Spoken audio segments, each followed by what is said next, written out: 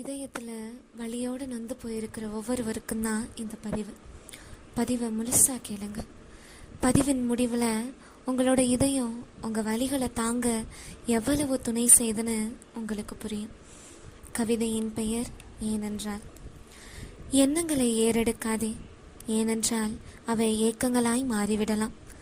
ஏன் இப்படி என்று உடனே எழுச்சி கொள்ளாதே, ஏனென்றால் உன் எழுச்சியையும் இங்கு ஏளனமாய் பார்ப்பவர்களும் உண்டு. யதார்த்தமாகவே நடந்து கொள், ஏனென்றால் இங்கு யதார்த்தங்களை எதிர்பார்ப்பவர்கள் பலர். எதர்ச்சியாக நடந்துவிட்டது என்று எளிதாக எடுத்துக்கொள்ளாதே, ஏனென்றால் எதர்ச்சியாக நடந்தது கூட எதிர்பாராத மாற்றங்களை தரலாம்.